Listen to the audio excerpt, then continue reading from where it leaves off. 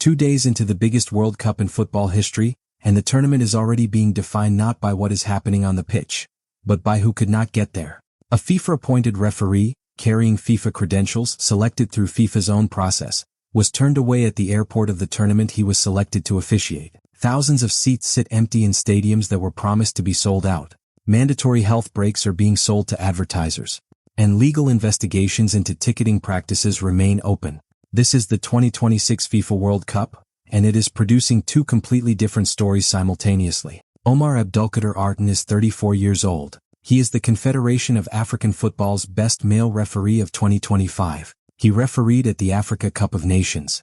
He was named among 52 referees selected by FIFA for this tournament. He was set to become the first ever Somali match official in World Cup history, a genuine milestone in African football's relationship with the game's biggest stage.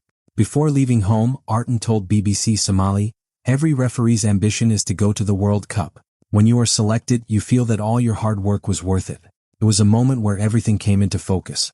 Years of effort finally made sense." He landed at Miami International Airport. He was questioned by immigration officials for 11 hours.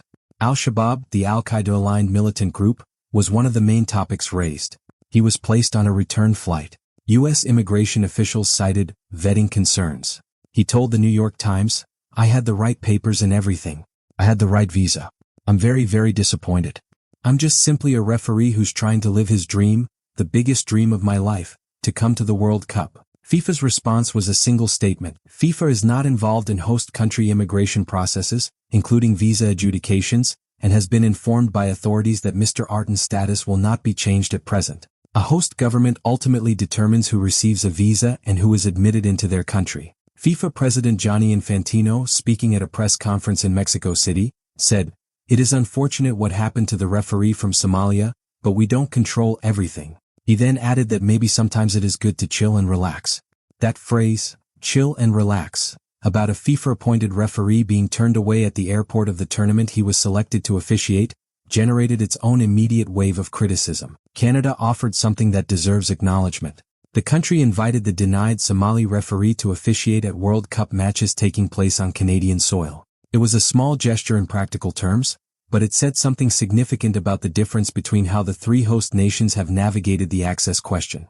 Artan's case is the sharpest individual story, but it is far from isolated. Iran's Football Federation reported that at least 15 officials and team staff were denied visas. The team was forced to base itself in Tijuana, Mexico, commuting across the border for matches in Inglewood and Seattle. Iran's ambassador to Mexico indicated the team must enter and leave U.S. soil on the same day as their games. The team's official ticket allocation was reportedly withdrawn days before their opener against New Zealand. Iraq faced its own crisis.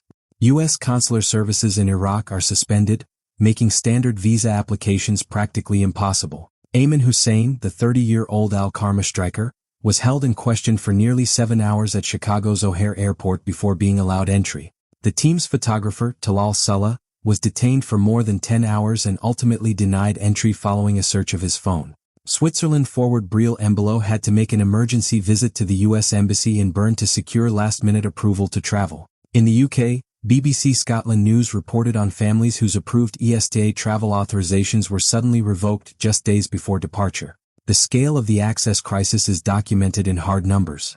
Trump's travel ban fully or partially bars citizens from 39 countries from entering the country, while immigrant visa processing has been completely halted in 75 nations. Of the 48 teams competing, Haiti and Iran face full entry bans to the U.S., while Côte d'Ivoire and Senegal face partial restrictions. Human Rights Watch described the situation plainly. The United States has created a hostile environment for players, fans, and journalists, where even ticket holders risk phone searches, interrogation, and detention if their social media accounts contain criticism of the current administration. This is the same tournament that, in 2026, became the first World Cup with human rights criteria formally embedded in the bidding process. Every host city published a plan declaring how it would promote human rights, access, and inclusion. FIFA awarded Trump the first ever FIFA Peace Prize in December 2025. Human Rights Watch has urged FIFA to secure what it calls an ICE truce, a public guarantee from federal authorities to refrain from immigration enforcement operations at games and venues. That guarantee has not been secured. Now the empty seats. South Korea's 2-1 victory over Czech Republic in Guadalajara had an official FIFA reported attendance of 44,985 in a 46,000-seat venue. Television broadcasts and photographs from inside the stadium showed large sections of empty seats throughout the match. Fans online were direct. One comment read, "This is embarrassing." Another said, "No one believes you. You are ruining football." FIFA referenced no-shows as the explanation. It is the same explanation the organization has used at previous tournaments when the attendance numbers and the visual reality have diverged. The pricing decisions made months ago priced out the fans who would have filled those seats. The Attorneys General of New York and New Jersey launched an official investigation, subpoenaing FIFA over allegations of artificially inflating prices and misleading fans. According to the subpoena, fans who were successful in the ballot and paid for tickets in one price category were ultimately issued tickets of a lower value. At no stage was a pricing structure published. Fans only learned the cost when asked to pay. Stadium maps were altered to add more expensive categories that supporters were never informed about.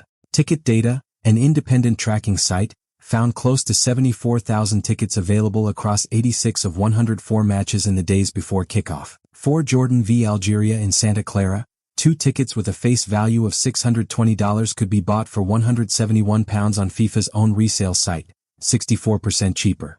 Evidence emerged that FIFA may have been listing unsold inventory on SeatGeek at below face value, with batches of seats appearing in rows of specific blocks, priced row by row in regular increments, strongly suggesting structured, deliberate listings. Football Supporters Europe filed a complaint with the European Commission in March, stating that the $60 entry tickets FIFA advertised barely existed and were gone before general public sales opened. The fan who could not book affordable accommodation in October because the prices were too high is not arriving in June because some tickets became cheaper in the final week. The trip that required months of planning cannot be assembled in days.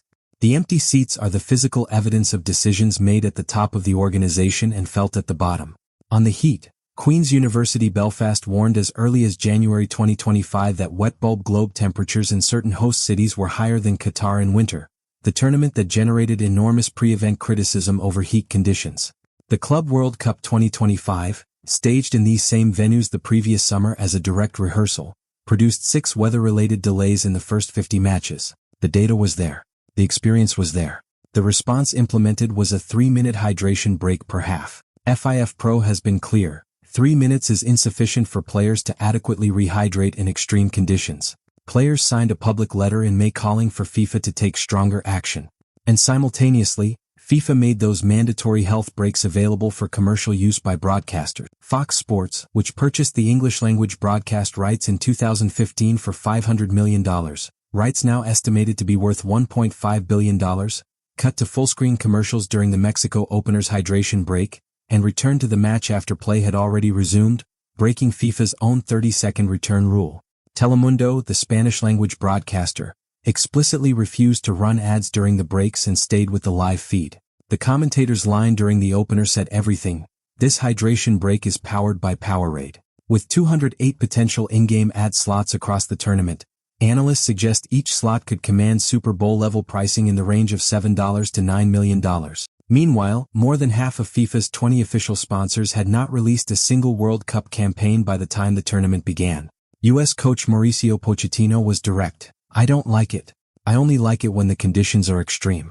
But when the conditions are good, it is unnecessary." The 2026 World Cup is projecting revenues exceeding $11 billion. The sport that belongs to the people who love it is generating revenues that dwarf anything in its history, while the people who love it are being priced out, turned away at borders, watching from stadiums that look emptier than the official numbers suggest, and seeing their mandatory health breaks sold to advertisers. The professor who called this a World Cup of exclusion was pointing at something real, a tournament with more teams than ever, more matches than ever, more revenue than ever, and more people unable to attend than perhaps any edition in the modern era. The fans who love this game are not going to chill and relax about this, because they can see the gap between what the World Cup is supposed to be and what it has become.